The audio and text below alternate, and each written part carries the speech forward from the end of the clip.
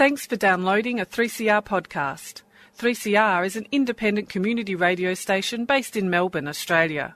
We need your financial support to keep going. Go to www.3cr.org.au for more information and to donate online. Now stay tuned for your 3CR podcast. Evil minds that plot destruction, sorcerer of death's construction, in the fields of bodies burning, as the war machine keeps turning, death and hatred to mankind, poisoning their brainwashed mind. Welcome to the Anarchist World This Week, broadcast across Australia on the National Community Radio Satellite. Listen to the Anarchist World This Week, Australia's sacred cow slaughterhouse. Listen to analysis of local, national, international events. Listen to analysis you'll never hear anywhere else.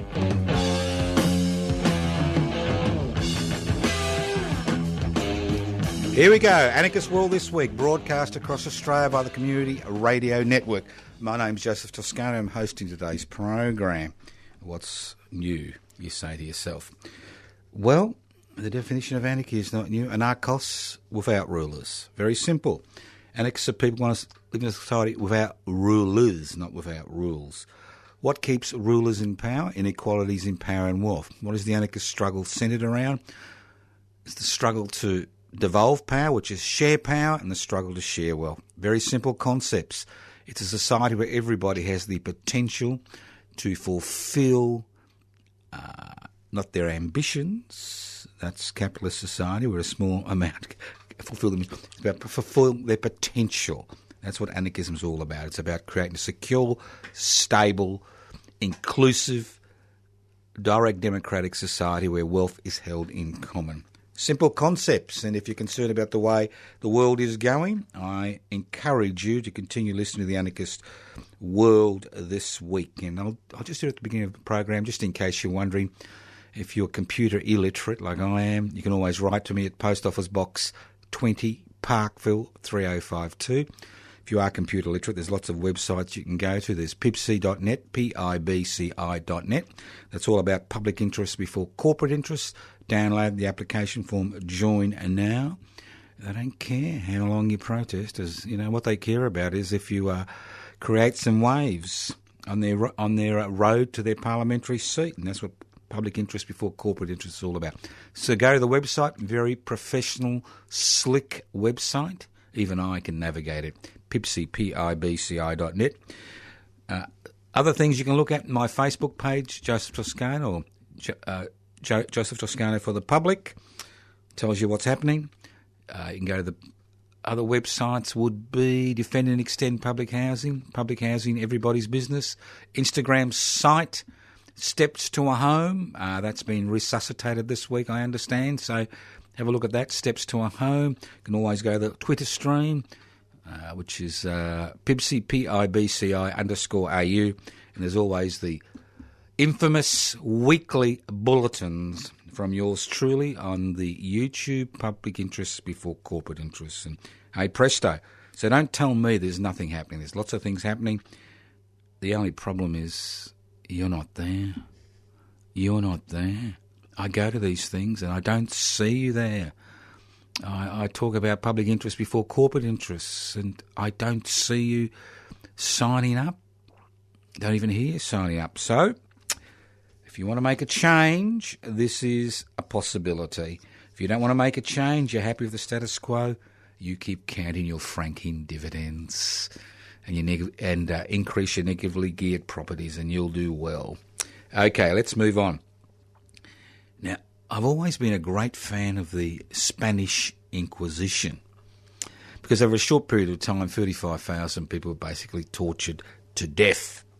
And it was all about God, it's all about God. Well, I've just seen a 21st century Inquisition, the beginning of a 21st century Inquisition, Morrison's 21st century Inquisition. Now, I remember seeing the Blue Brothers when I was a young lad, and they were on a mission from God to save an orphanage or a school. I've forgotten which it was. It doesn't really matter. But they were on a mission from God to help the underprivileged.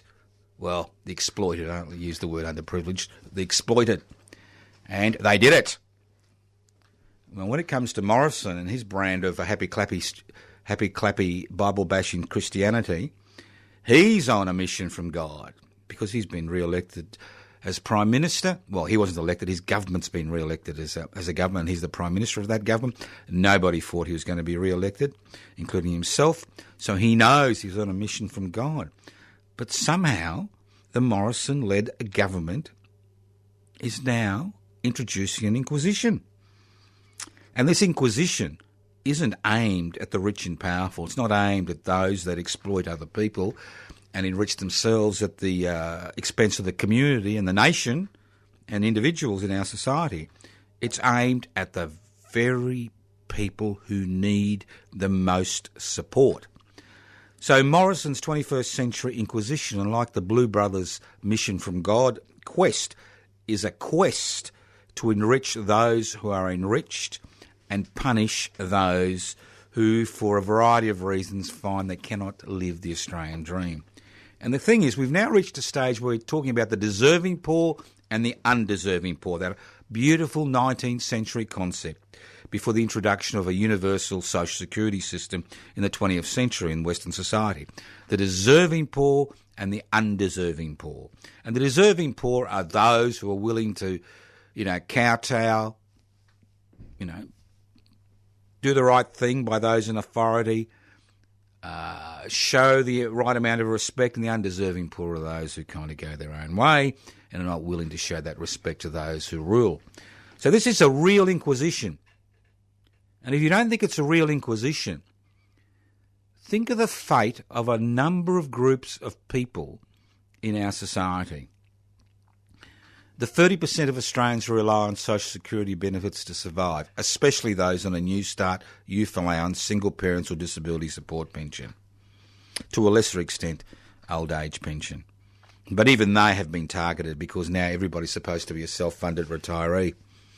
And it's an inquisition which is cruel for the sake of being cruel.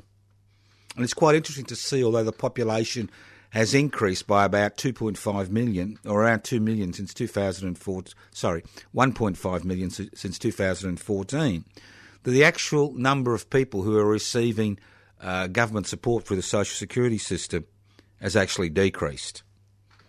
So the population's increased, but the amount of people have decreased, not because of job opportunities, because unemployment has remained stable at around 5%. If you work 1 hour in a fortnight, then you're considered to be employed.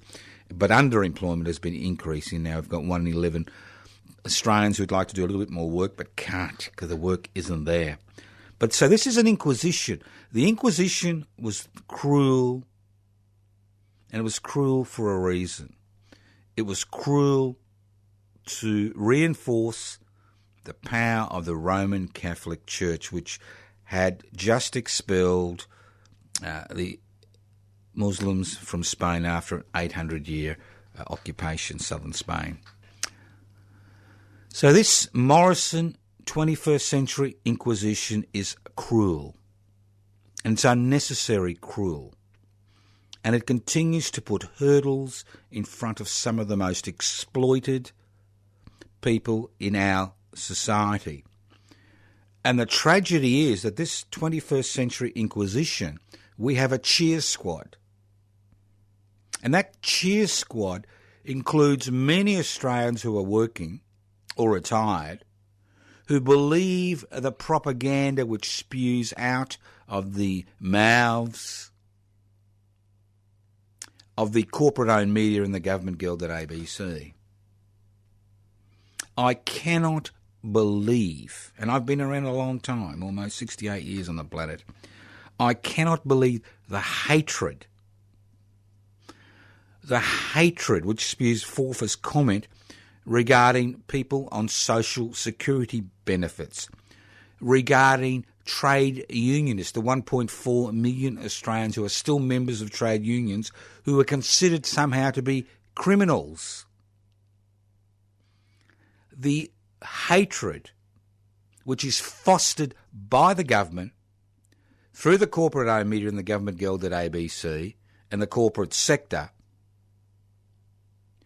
towards people who in a significant number of cases find themselves in difficult situation, not of their own making.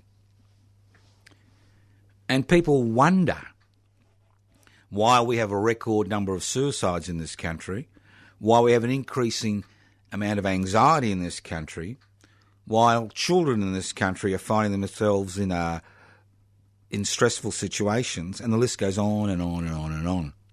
Because in every available social indicator, we can actually see that the mental health of society is diminishing. And unfortunately, this hatred, which fosters the climate which allows the introduction of legislation, which is inherently cruel, which is directed at people who are in no position to defend themselves because of their marginal situation, continues to be spewed out on a daily basis. If I hear the word welfare used once again in the government-gelded ABC, I'll vomit, and I'll be vomiting so much today if I turn it on that I'll need to be admitted because I'll be dehydrated and I'll need a drip and a bloody catheter. Just extraordinary. The welfare card. Now remember, words are used to humiliate people, to marginalise people, to exclude them from society. And we are seeing a concerted effort by that small section of society that determines parliamentary policy to criminalise, dehumanise, marginalise and exclude an increasing number of Australians. And those of us who've got jobs, those people who are working, find, they shouldn't be laughing, pointing the finger, because it doesn't take much to find yourself in the same situation where you will be subject to the same cruel, dehumanising system, which is specifically underfunded to ensure that people drop out, because they don't care. If you think Mr. Morrison and his 21st Century Inquisition and his Liberal National Party supporters actually care what happens to you and your children and their children while you're dreaming. And maybe I'm cruel myself because I look at what's happening in society and I see how people continue to vote for the same people over and over again. The most recent example is the poverty, not just of life, but of medical services in regional Australia. And in every one of those electorates, you'll either find a National Party member or a Liberal Party member who's been there for years, decades in some cases. And you see people trooping out every election, voting for the same mugs because somehow they're there to protect them. It's just extraordinary. So we are reaping the benefits of a Morrison-led government. We are reaping the benefits of a happy clapper Parliament House. We are reaping the benefits of the fear which gripped the Australian people during the last election campaign in May regarding their franking credits. We are reaping those benefits of division and hatred which is fostered in the community. We are reaping those benefits, and those benefits are the introduction of more and more and more and more and more repressive legislation which is designed to humiliate, marginalise and exclude an increasing number of Australians. When people talk about the Chinese Communist Party and how cruel they are in Hong Kong, you just see what happens in this country on the 20th of September when there is a mass strike by students regarding climate change, high school students. See what happens on the 7th of October, when there'll be a mass protests regarding climate change. And the list goes on.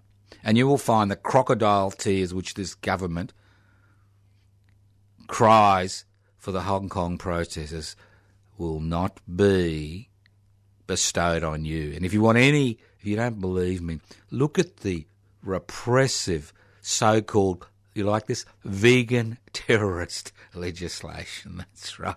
That's been rushed through Parliament, which is designed to protect farmers from all these vegan terrorists waving vegan sausages in the air. Extraordinary. Just extraordinary. But the thing about Australia is you can do it because our Constitution protects us against nothing. There are no inherent rights in our Constitution worth talking about. So this mission from God, what is this mission from God? Is it to enrich the powerful? Is it to ensure that we close our eyes to the damage that climate change is causing in front of our own eyes? Is this mission from God that the Morrison-led 21st Century Inquisition is involved on? Is it about destroying the trade union movement by introducing legislation which will make it easy, very easy for them to get rid of unionists they don't like because they're a little bit too militant? What's it about? What's this mission from God about? And if you think I'm kidding when I'm talking about an inquisition, if you're not on a social security benefit, I'd like you to go on a social security benefit. I'd like to see you on it. I'd like to see how you will cope with a New Start allowance, once you've used all your savings, obviously. Or if you're trying to get an old age pension, I'd like to see you, navigate the system. Navigate the system. And the tragedy about May 2019 and the re-election of a Morrison-led 21st Century Inquisition government was the fact that it gave them the rubber stamp to do all these things and more in terms of privatisation. There are no more physical things to privatise, so you privatise services, you privatise Centrelink, you privatise increasing aspects of public hospitals, you privatise sections of the Medicare system, you privatise sections of the public education system, you continue the privatisation of the so-called public universities, and the list goes on and on. So this is what happens when we wait. Then we wait for somebody else to help us. When we think the church or the mosque, or the temple or the synagogue's going to help us. When we think the local government or the state government or the federal government is going to help us. Or when we think some beautiful, wonderful philanthropist who's made their money by not paying tax legally is going to help us because we're the deserving poor. When you think that some political party, some established political party that feeds on hate like Divided Nation, or some of the more established parties that have been around for a century, which have forgotten where they came from, like the Australian Labor Party, which has removed the U from Labor. When we think that if we have, franking credits and negative gearing, that somehow life is going to change. Well, it's not. And it's not going to change because we are the people we've been waiting for. We are the opposition. We are the people we've been waiting for.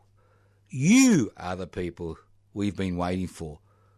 People listening to this program. People who are fed up. People who have been so dehumanised that they think there is nothing left and no chance of change. And that's the single most disturbing aspect of being involved, of being an activist. Not just an activist in terms of specific issues, but an activist in terms of social change, even radical social change. The most disturbing aspect is that most Australians believe that you cannot fight City Hall. Most Australians believe you cannot be the engine room of change. Most Australians have forgotten the Eureka Principle, which is encapsulated in the Eureka Oath. We swear by the Southern Cross to stand truly by each other and fight to defend our rights and liberties. Because if you don't have freedom of speech, and if you don't have freedom of association, you've got nothing. And we live in a country where there is no such freedom in our constitutional arrangements. So we can see Morrison's 21st Century Inquisition grow on a daily basis, drug testing for New Start allowance. And the whole point is not to drug test them, to be kind to them and give them treatment, because there aren't enough treatment facilities now. It's about removing people, penalising people, like we see with the New Start allowance and youth allowance, where private organisations, not government, but private organisations make decisions which see people removed, have their benefits stripped away from them. End of story. And that's the tragedy. We sit back and we think, well, there's nothing we can do about it. Oh, why would I bother joining public interest before corporate interest? It's doomed to fail. Everything is doomed to fail. There's no point. No wonder we see so much self-destructive and negative behaviour in our community. We should be one of the happiest, fulfilled societies on the face of the earth. Possibly the galaxy, if not the universe. And I'm talking about Australia. 25 million people living on a continent. We cannot even take the first step towards reconciling with the people whose land and liberty and life we stole to establish this society. We cannot even take that first step. Our government can't even take the first step towards climate change. When our neighbours say we are drowning, literally drowning, and our islands will disappear, we offer them work as unskilled labourers. We don't acknowledge there is a climate change, let alone a climate emergency. Not even acknowledge it. And we continue to support industries that continue to make the situations worse. We have a paralysis, not just a paralysis of leadership, but a paralysis of vision. Not just in those who exercise power, but a paralysis of vision in a society which is divided through identity politics. We have a paralysis of vision regarding the type of society we can create by making, as I said last week, major changes to the tax system. We have this paralysis of vision. We no longer have the will. And that's not our fault. It's not people's fault. What you need to create in a society like Australia is a feeling of doom, not despair, but doom. You need to be put on a treadmill, the work treadmill. You need to be loaded with debt. You need to be spending a third to a third and maybe more of your income in keeping a roof over your head. You need to be criminalised for being a union member. You need, to be humiliated, marginalised, because you rely on social security benefits to survive. And that's what happens. Divide and rule, divide and rule. So every day we see issues blow up which are really inconsequential in the general scheme of things, which everybody thinks are the big ticket items of the day. And when it comes to the big ticket items, there is no discussion, no vision. Now, the Anarchist World this week is about hope. Hope. As I said before, hope is the love child of desire and expectation. The desire for change and the expectation that change will occur. The will to create that change. And that doesn't happen solely by waiting till the next federal election. Now, when you live in a society where every means of communication is dominated by the aspirations and hopes of that small section of society that owns the means of production, distribution, exchange and communication, and you live in a society where Parliament is basically little more than a puppet shop which keeps re-electing puppets. Isn't it about time that puppets who are willing to cut those strings were re-elected in society? Because at the end of the day, you've got nothing to lose. This is the Anarchist World this week, broadcast across Australia by the Community Radio Network. This program is streaming live on 3cr.org.au. If you want to leave a message, 0439 395 489. 0439 395 489. If you want to write to me, yes, I do answer letters. Post Office Box 20, Parkville 3052. Post Office Box 20, Parkville 3052. If you want to join public interest before corporate interest, download the application form pibci.net, pibci.net. We're attempting to be registered as a federal political party sometime within the next 6 to 8 months. We need another 100 members. So now's the time to join. Public interest before corporate interest. Go to the website, pibci.net. Have a look at the website. Have a look at the application form. Join. More than welcome. A few other websites. Instagram, Steps to a Home, which is part of the Defend and Extend Public Housing campaign. Facebook pages, Defend and Extend Public Housing. Public housing, everybody's business. My own personal Facebook page, which is a political Facebook page. Joseph Toscano, or Joseph Toscano, for the public. Twitter stream, pibci_au, or you can go to the YouTube presentation I do every week. The YouTube is Public Interest Before Corporate Interest, YouTube, and the list goes on and on and on. So there are lots of things that you can get involved in. But at the end of the day, as we see in Hong Kong and as we just saw in Sudan a few months ago, and as we see all around the world, is that if you do want change, it's not a matter of begging and beseeching. It's a matter of taking that fight up to those who exercise power. It's about not just keeping those in authority to account, but actually challenging that authority. And that's where change comes from. And if that challenge is through the parliamentary system or the extra-parliamentary system, doesn't matter. Or it's a combination of both, and that's what we encourage here in the Anarchist World this week, a combination of both. But that challenge needs to be made. You don't make the challenge, nothing changes. If you think somebody else will do it for you, nothing will change. Because ultimately, as I said before, we are the people we've been waiting for. We are the opposition. Forgiveness. Funny word, isn't it? Interesting, isn't it?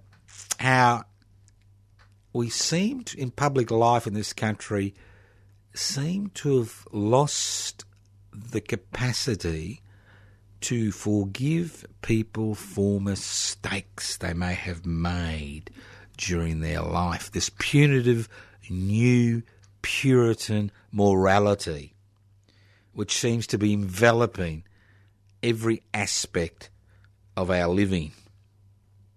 Where if you make one mistake, you're finished. But if you make multiple mistakes and you exercise power and have wealth, you continue to flourish. It's quite interesting. Reminds me of the Seca John Setka situation.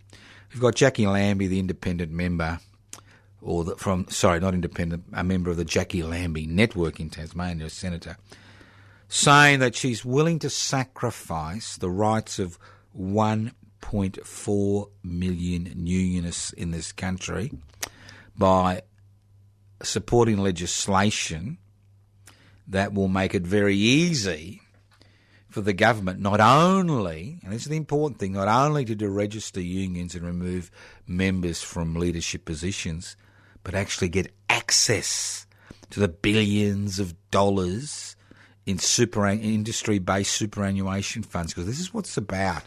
I mean, this anti-union stance is about the private sector getting access to the trillions of dollars, or the $1 trillion, which will be in these industry-based superannuation funds within the next 4 to 5 years.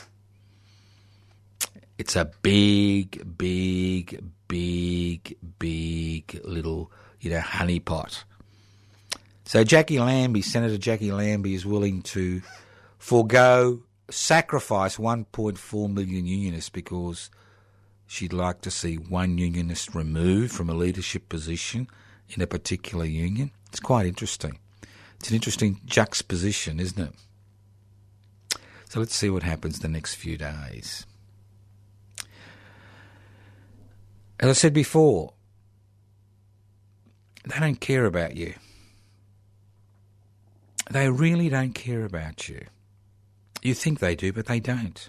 There's all these committees, all these royal commissions, all these people you can complain to, but at the end of the day, it doesn't really make much difference because these are cosmetic changes. And then we see people getting involved in issue-orientated politics. And people get involved in issue-orientated politics because we've forgotten there is potential for real change. Not just individual change, but societal change. And that's the difference between the 1960s and 1970s in Australia and 21st century Australia. We have become a collection of individuals. We are not part of a community or a society. And that every problem that you face is an individual issue to which there are individual solutions, and most of those solutions come from some type of access to the healthcare system. Now, I remember when I was a third-year medical student, I first came to Melbourne in 1971, that I did a little bit of a placement for about 8 weeks with the Department of Social and Preventative Medicine at the Alfred Hospital. Now, you hear that word? Social and Preventative Medicine. Now, it was interesting to see those peak bodies regarding, which have been organised regarding the prevention of suicide, are now talking about going beyond the health system. People are beginning to realise that anxiety, depression, suicide, in a significant number of cases, is not just an individual health issue. It is not just an individual mental health problem. It is a societal problem. And we've now created the situation where those mortar, which held the bricks of society together, have been removed in order to make a buck for a shrinking number of people. That mortar which holds society together, like a social security system, are being constantly undermined and attacked. That mortar has been removed in the race to enrich a smaller number of people in our society. And it's no accident that in 2019, as the economy comes to a crunching halt. And Australian debt levels are just unsustainable. And the system continues to chug on as we cut as interest rates are cut. That, as we see all this happening around us, we again think it's an individual issue. It is not an individual issue. It's an issue of social engineering. And we have seen one of the most successful examples of social engineering that has occurred during the history of the human race in this country and around the globe in the last 40 years, during the deregulation, privatisation, globalisation and corporatisation tsunami, which has inundated not only the land but our minds and our souls and our ability to interact. When you sit down at a coffee shop and you're having a coffee and you've got two ordinary workers, two workers sitting next to you talking about the fact that the way to get ahead is to actually get a deposit for a home, negatively gear that deposit and then continue living with their parents, you begin to realise that things have shifted in this country. And that's why Morrison can get away with this 21st century Inquisition. Because Australians have accepted the wisdom that this revolution that we've been through will somehow improve their lives. And that if we remove the state from the equation and leave it to the private sector, it'll all be okay. And we've seen the disasters that have occurred with the privatisation of the nursing, aged care, the privatisation of early education, the privatisation of secondary and tertiary education. Now, look, I don't care if people are willing to pay extra to send their little kiddies to a private school. But what I do care about, and what an increasing number of Australians are beginning to care about, is that my taxes are used to fund private organisations. Not only to fund them, but to bankroll private organisations, giving private organisations a a highway to the Treasury. The privatisation of the old CSF, Commonwealth Employment Service, CES, Commonwealth Employment Service, is a classical example of what happens when you privatise an essential service and give it to the private sector, where we see 3 or 4 large corporations monopolising that aspect of human endeavour and making billions of dollars at the taxpayer's expense and actually not providing the services necessary, just churning people through the system for the sake of churning people through the system so that they can actually make a buck out of people. That's the way it's designed. The list goes on and on. But we still have options in this country. It's not a military dictatorship. People aren't being shot on the streets as they protest, yet. There are still some, bit of legal niceties. They keep talking about the rule of law. But the legislation is in place and the apparatus is in place to quell any civil unrest, let alone civil insurrection. And that's their greatest fear.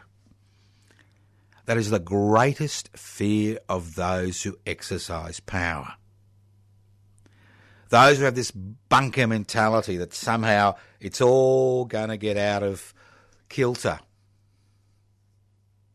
Because currently you've got some people sitting at the table eating cake and flicking a few crumbs to the rest of us down below, and we fight for these crumbs. But if one leg is sawed off that table, the whole thing collapses. If you tip over the apple carts, there are apples for all, not just those pushing the apple cart. and the list. And that is their greatest fear. Their greatest fear isn't terrorism.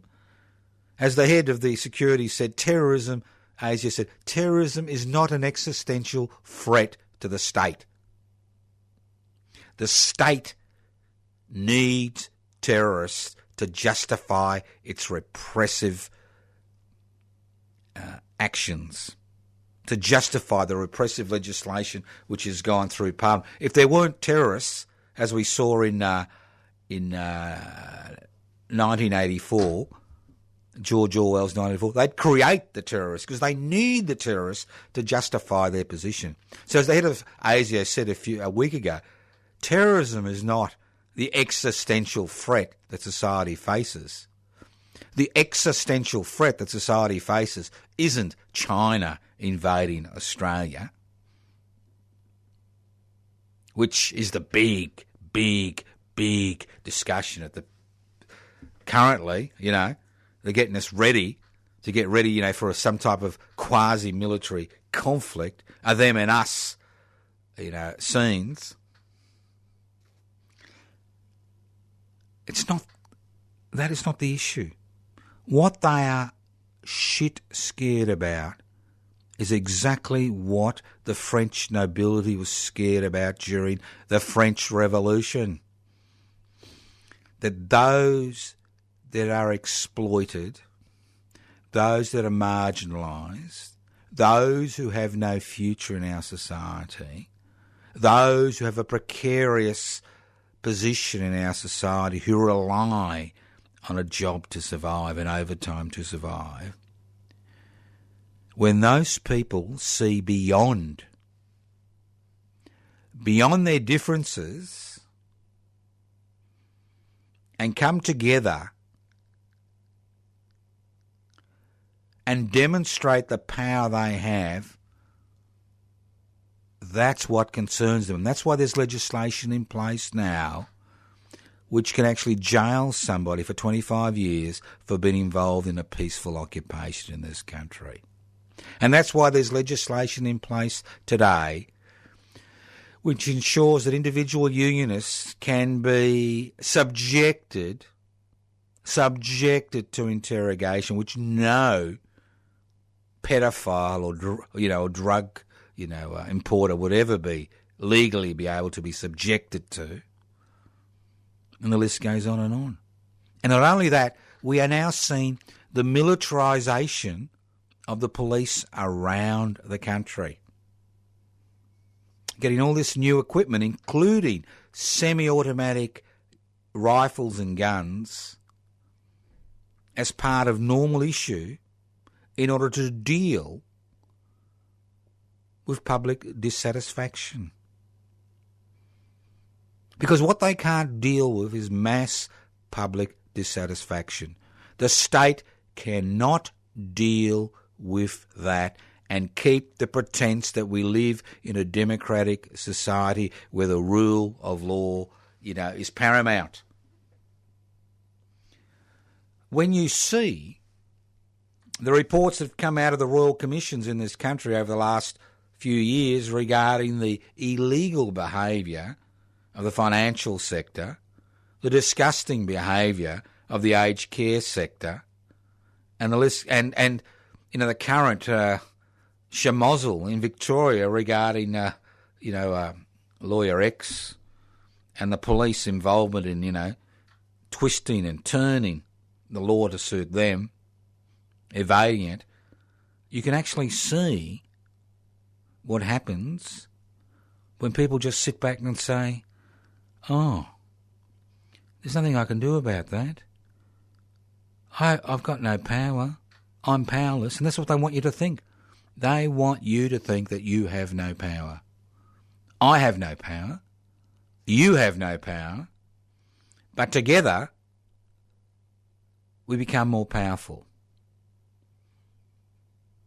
That's what unionism, collectivism is all about. It's about working together towards a common goal. And that's why, as Secretary of Public Interest before Corporate Interests, I encourage you to join, because we need to exercise that power, not just on the streets, But we need to exercise that power in the parliamentary debate. And as I said before, we're an inclusive organisation. Membership is open to people of all religious beliefs and those who have no religious belief. We welcome people of all races, nationalities, genders and sexual orientation. We believe all human beings are born with inalienable rights and liberties. No government can legislate away or corporations take away. In many regards, our criteria for membership is a criteria for membership, of the Eureka Rebellion. Because don't think the Eureka Rebellion started on the 3rd of December and finished on the 3rd of December 1854. The ripples of that rebellion continued to be felt in Australian society in 2019.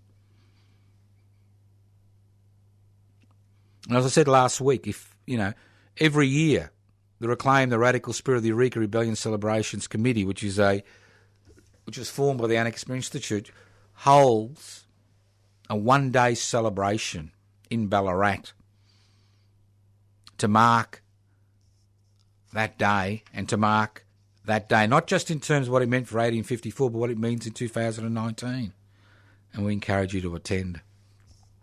But more importantly, currently, we are looking for people which to honour by awarding them a Eureka Australia Medal. Now, the Eureka Australia Medal, unlike the Australia Day or the Invasion Day and Queen Lizzie's birthday's honours list, is not run by a private organisation. And we don't honour the, people for being, rich and powerful. We honour people. We honour 6 people every year whose lives and actions reflect the sentiments which are incorporated in the Eureka Oath. We swear by the Southern Cross to stand truly by each other and fight to defend our rights and liberties. That's right. That's what it's about. That's what it's about. Because if you cannot assemble freely, if you've got no freedom of speech and you've got no freedom of association, you don't have the building blocks by which to build a democratic society. So think about it. Think about this legislative onslaught through federal parliament, which is wholly designed to humiliate, degrade, marginalise an increasing number of Australians, not just the 30% on social security benefits, but those people who are working part-time, those people who are looking for work, but not on a new start, all those trade unionists in this country who is considered to be criminals in the eyes of this government, all those subcontractors, bodgy subcontractors that are exploited legally by their employers, and the list goes on. And it will continue to go on and on and on, and ad infinitum until every last drop of blood is squeezed out of your body and the body of your children and their children, so they can buy their big Bugattis. Think about it. Why is it that in 2019, 8 people have more wealth at their disposal than 3 billion people? Why is it in 2019 that 1% of Australians own more than 50% of the wealth in this country, while 50% own less than 1%? It's because we have allowed those laws to be passed in Parliament. We have allowed the corporate-owned media and the government guild at ABC to put forward ideas which immerse us in this gospel. It is a gospel of exploitation. A gospel which says the more you have, the more you deserve, the less you need to contribute to society.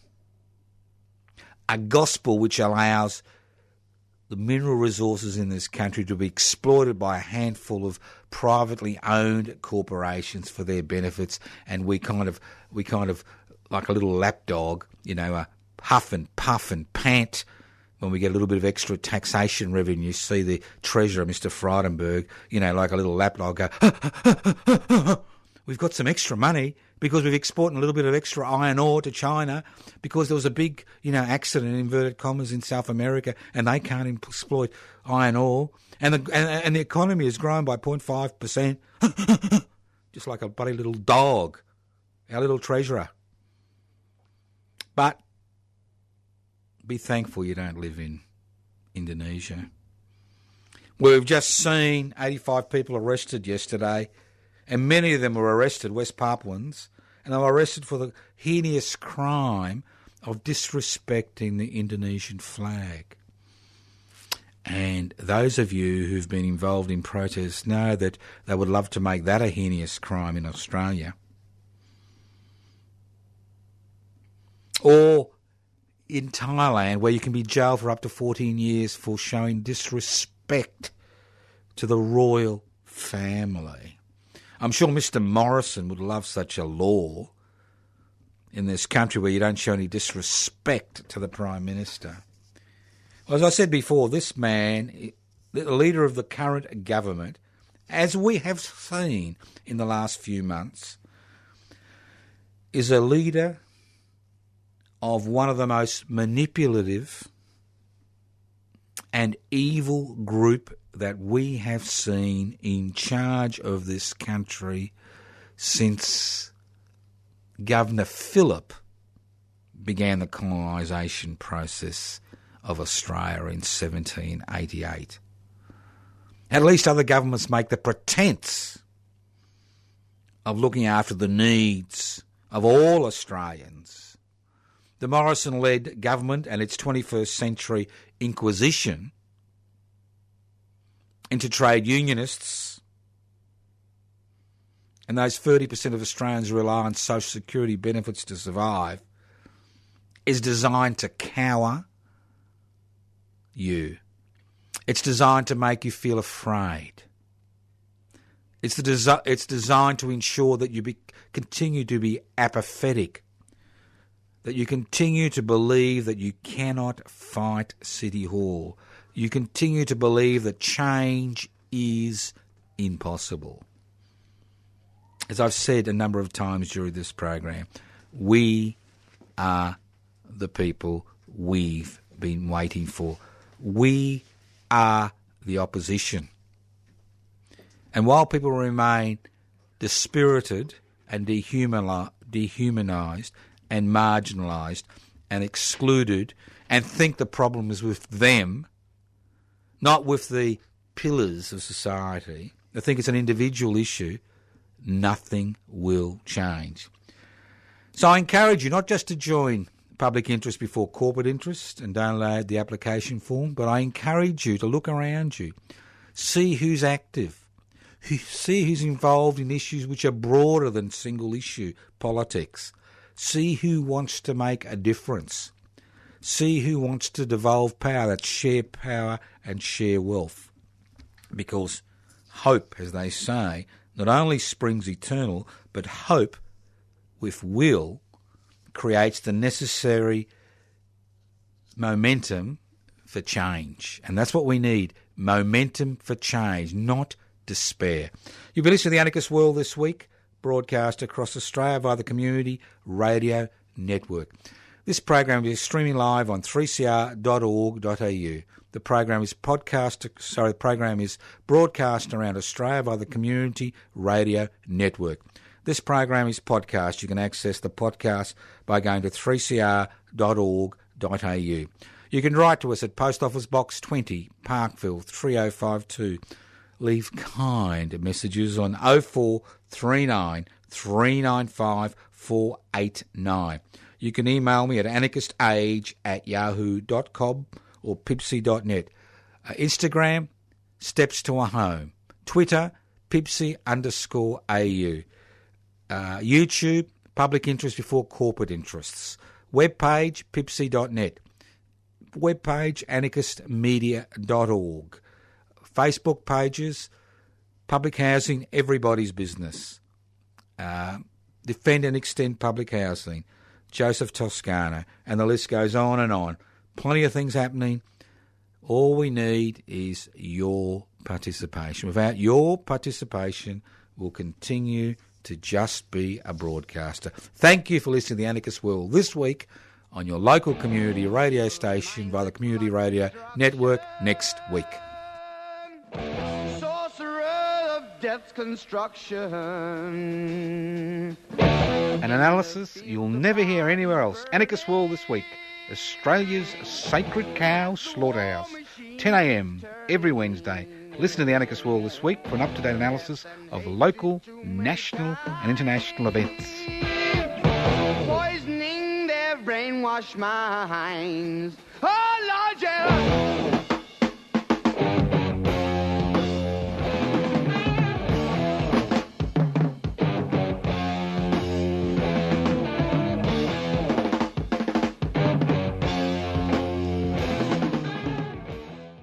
You've been listening to a 3CR podcast produced in the studios of independent community radio station 3CR in Melbourne, Australia. For more information, go to allthews.3cr.org.au.